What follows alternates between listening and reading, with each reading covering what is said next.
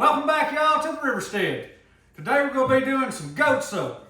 I thought I was going to have me a guest star here, but I was quickly reminded that she's not a guest star, she's a co-owner here at the Riverstead.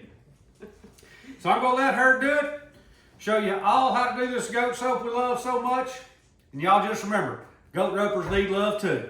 All right, so you just gotta know, I'm not nearly as funny as my husband thinks he is. We're going to start this. What I've already done is measured out all of my ingredients, and you measure by weight, and you want it very precise. So I've used my digital scale, and I have everything measured out. The next thing I'm gonna do is I'm gonna heat all of my oils.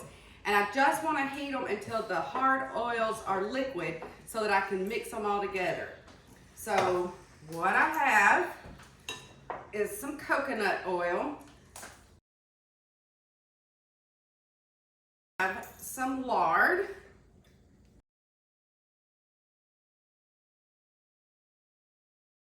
Some olive oil that'll go in.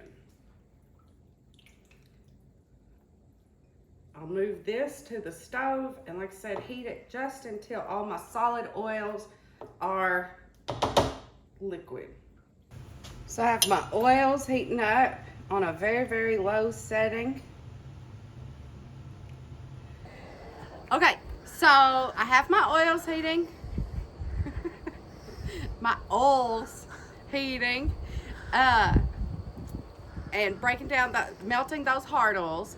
I come outside to mix my lye and my goat milk because it is going to give off an odor that can make you feel sick. So I always mix it first outside. Just takes a couple of minutes for that to go away. I mix it real slow.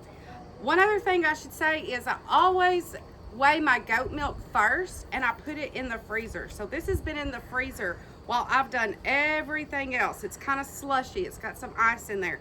And the reason is that when I add the lye, it's gonna heat up and I don't want it to burn the milk. The sugars in the milk will cause it to burn if it's at room temperature or not close to frozen. So I'm gonna mix this real slow. One question I get all the time is, what makes goat milk so much better? Goat milk has so many good properties.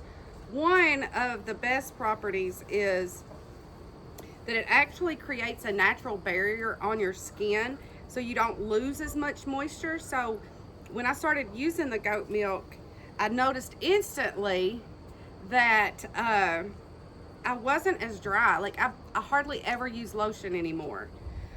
Some people believe that that also creates a natural barrier against germs and other things that can get in through your skin. So that's one of the best benefits of the goat milk soap.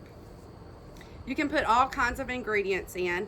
I choose the lard and the coconut oil because they create a nice hard bar that has a stable creamy lather, and it lasts a long time. I like the olive oil in there because it has a lot of antioxidants in it that are really good for the skin. I really, really encourage you to look up goat milk soap and read about all the benefits for yourself.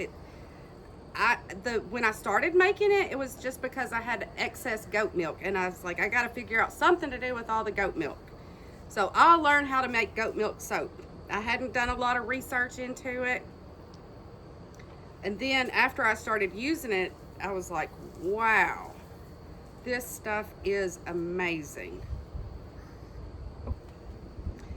Okay, so now we're just gonna wait and let the oils cool down, let the lye and milk mixture cool down. We want it to be between 90 and 100 degrees.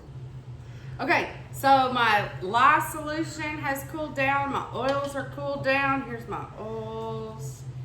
So now I'm gonna mix them. You're gonna mix these slow and then use the stick blender to make sure that they're fully emulsified.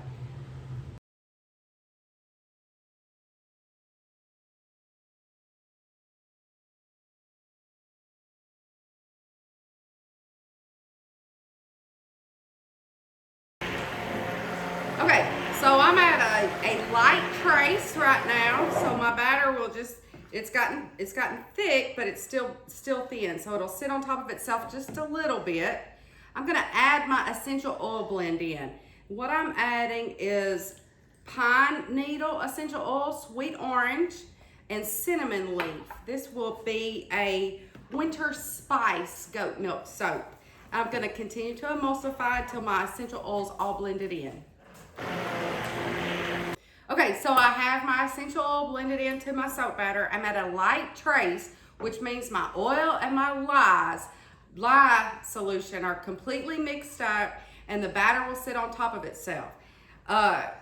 So it's thickened, but I like a light trace so I have time to work with it, because what I'm gonna do is I'm gonna add a little bit to each of these cups. And what I have in here are some different colored clays in 3 of these. And clays have some really nice properties. They add color to your soap. They're natural, they're detoxifying. And then I have some charcoal, activated charcoal in a cup, and it has some really nice properties for the skin too. So these will make all natural bars of soap. So I'm gonna mix some batter into each of these cups and then get ready to pour in my molds. Okay, so I have all my colors mixed up here and I'm ready. I'm gonna actually make 3 separate batches. It'll be the charcoal and 1 color of clay in each batch. So what I'm gonna do is I'm gonna pour a little bit of my just plain with no color in. And then I'm gonna take a color, and I'm going to make a strip down the center. And then I'm gonna take my charcoal and make a strip down the center. I'm gonna do this in each of the molds until I get finished with all 3 batches. Okay, so I've layered my colors with my base soap in there, and now I'm just gonna give it a little swirl and we're gonna let it set up and we'll cut it tomorrow.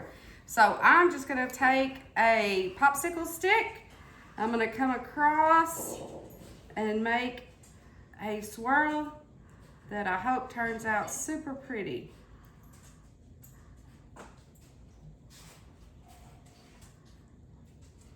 So there is what the top of this one looks like.